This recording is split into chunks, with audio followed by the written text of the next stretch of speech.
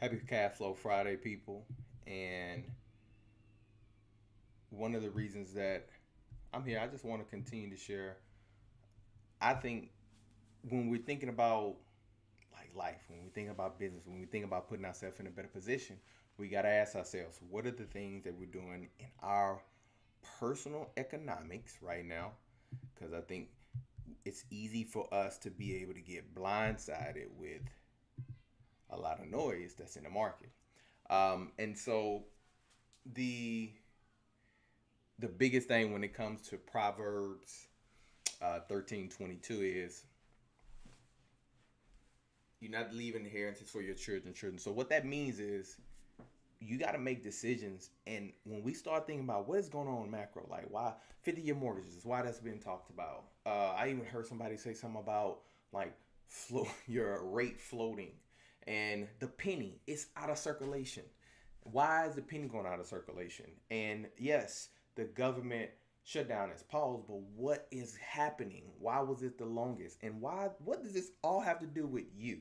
Because I think we get so fixated on like what's going on from the macro perspective instead of focusing on what do we need to do on the micro perspective. So that's the biggest thing for me. And I think so. I've been here and I sometimes wrestle because you want to have debates like um, I'm confused, so I don't know what I'm gonna do.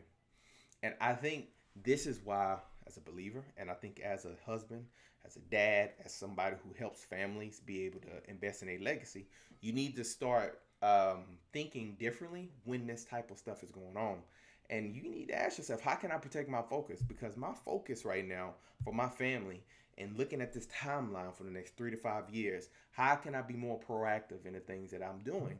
And so Cash Flow Friday is just a reminder for me to continue to position people who want to invest, who want to build a business, and share the insights that I've been sharing. My people, we do a lot of things from teaching like more high level investing and just kind of beginner based. And my goal and hope is just give you something to chew on and say, hey, what am I doing? How can I get more serious? So where we are today. So when we think about the 50-year mortgage, like why is this is a conversation? Now, this is um, part of the Trump administration trying to push this out. And here's my theory. And this is my theory. I think I have a lot of documents that support, not documents, I think a lot of information that's out in the news that support this. But the only reason you even bring up a conversation about a 50-year mortgage is because you realize that if we continue to print money, yes, we make our own money. And so this is why I tell you to connect with us. So if this is over your head, then know that. But if we have fiat currency, so fiat currency means that us as as America, we can print our own money. And when we turn the printer on, saying that we're printing more money, I mean it's supply demand. When you have a lot of something, it drives the value down. And I think when you look at we need to print more money, but then our nations is high in debt, then eventually you have to start cutting things off. And that's why at one point the SNAP program was like, hey, we're gonna cut that off. And then it's like we did it. But then what else needs to go? So the penny is no longer in circulation. Why? Because it takes I think 2.5 pennies to make 1 penny. So how did we get there? It's because 1971 years ago, you took the you took the dollar off the gold standard. Meaning, if I gave you a dollar, you'd give me a piece of gold. Well, now if I gave you a dollar, you can't even get a you can't buy a piece of gold with that, and so it devalues our dollars, and so that's why people talk about inflation. That's why people talk about all these things, and so you're like, what does this got to do with me? When you learn why this information is important, why you take an action now, when you get that big amount of money, when you get these things and you put it in real estate and you take action now, then appreciation is going to always help you. So if the value of the dollar is going down, what you buy today with that dollar needs to continue to climb up. And real estate is tested time again. Um, so that's there. Now, we have credit scores.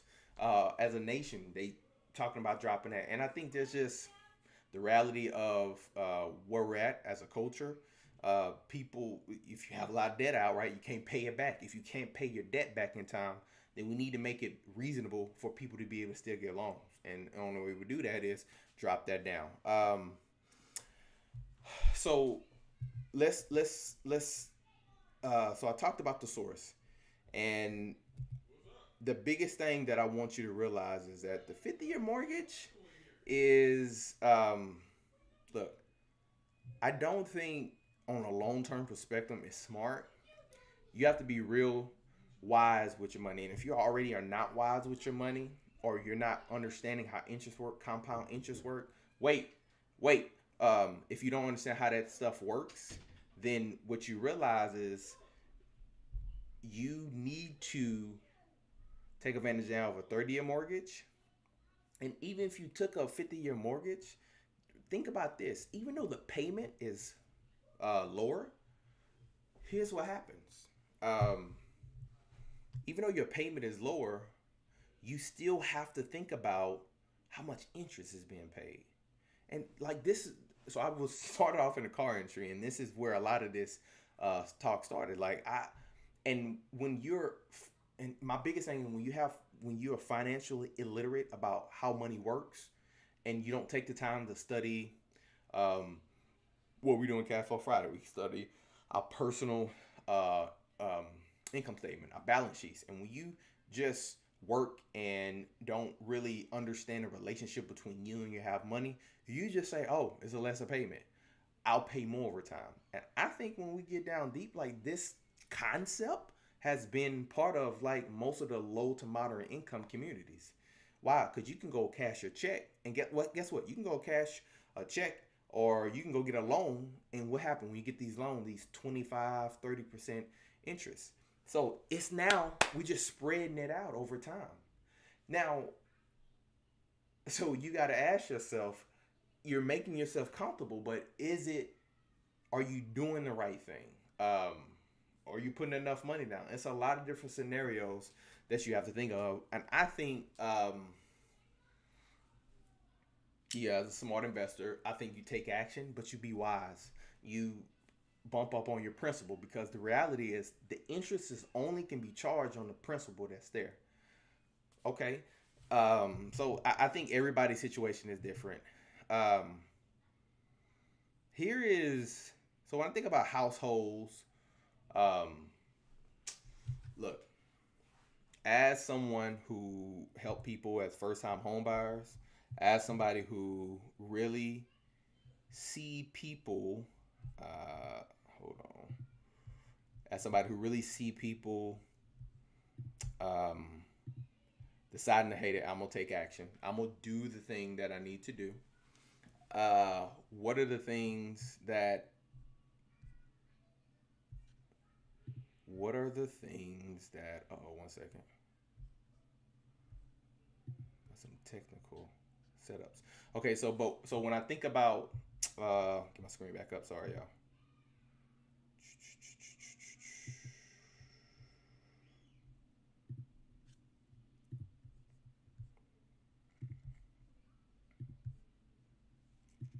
So here's the thing. When I think about, okay, my household and high risk around environments, lending guideline will change, and investors with cash and credit prepare to win big in these cycles. So one of the books I've been reading, and I always share,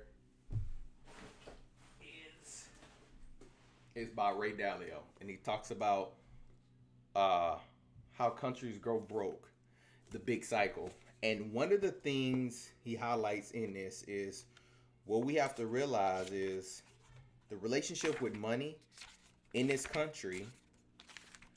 Uh, like we need to be aware when it comes to the debt and the money cycle. It literally, it was a list that we shared, and I'm not able to pull it up. I thought I had it on my slideshow.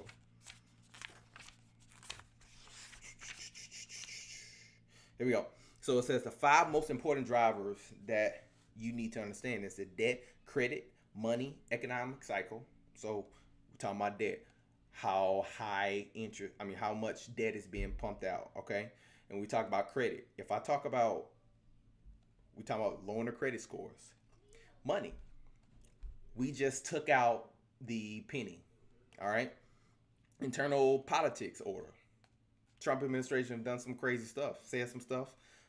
tariff, all that stuff. Now we're gonna pay you dividend from tariffs. Okay, that's some a side political, I don't care where you stand. I just need you to understand how this affects you from a micro and how you need to take advantage as an investor and as your family, because that's what's more important. That's what you have more control over. The external geopolitics orders and disorder, and that's part of that tariff, right? Like, do we want to trade with China? Do we want to do this? Do we want to do that? And how that? Now, acts of nature, like when we talk about floods, pandemic, like that happens every blue moon, right? Like the pandemic happened, we didn't know, and so everything had to adjust. But it was opportunities to buy real estate. It was opportunity to start a business if you was good with all this setup, and then human invention, like new technologies, AI.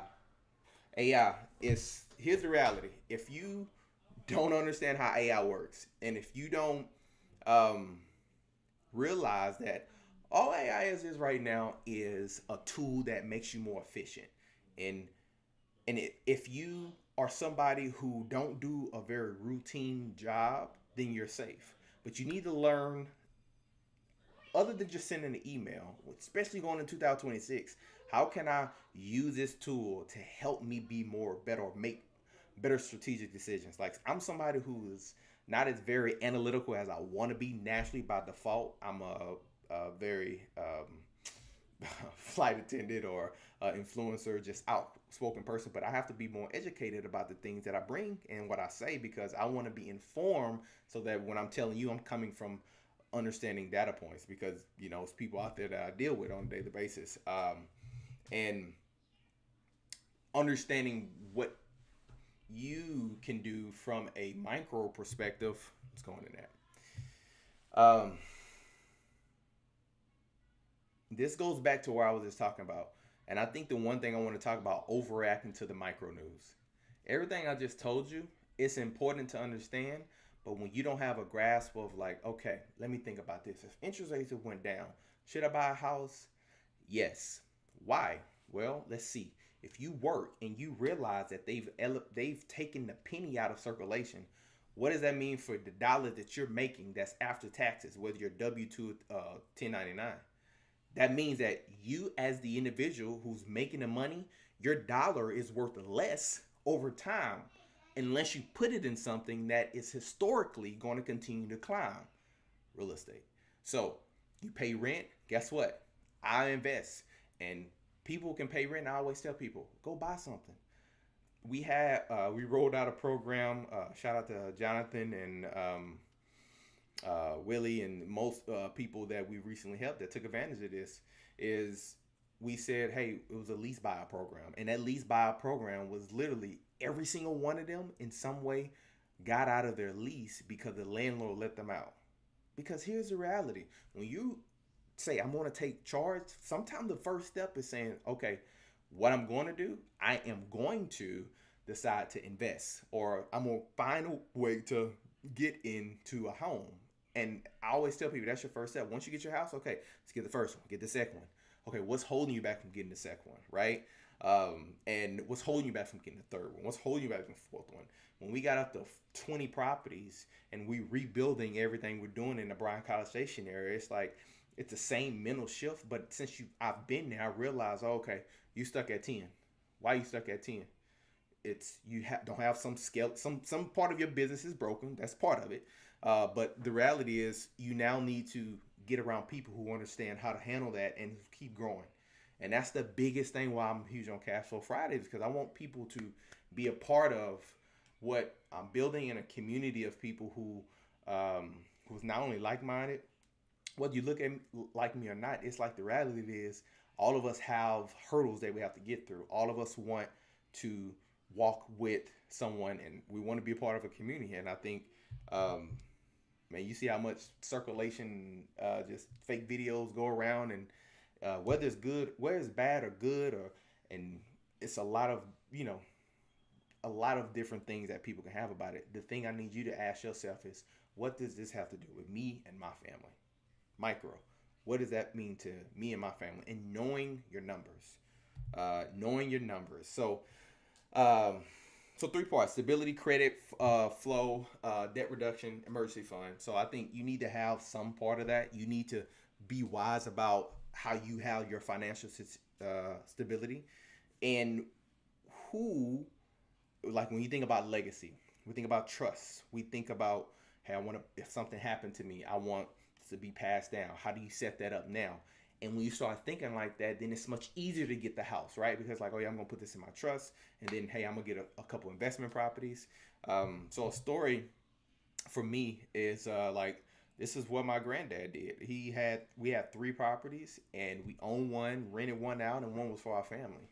And I think just like most people, what happens is when we don't have knowledge and how to pass that information down, and even if you can't, even if you don't have the desire to think like in, three generations or four generations, just say, what is the framework that I seen, like that was the framework that I seen that my grandpa, or you being the grandpa or grandma, like I seen them attempting to do this. Let me pick it up. Like that's the biggest thing I can see from my grandpa. Like he did his absolute best to put us in a position and say, I'm gonna leave it to you guys to know that I wanted this. And it's like when you're in the 1940s and the civil rights and like all that's going on, like that meant a lot to have three properties. Okay, now we got more information, more knowledge, and then why we can't take more action?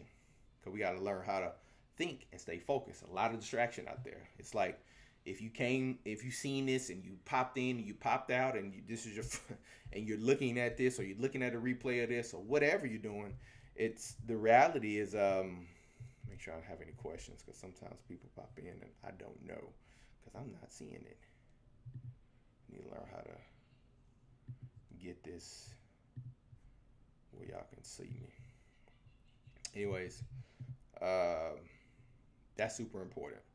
And I think what you can control is your spending habits, right? Your debt strategy.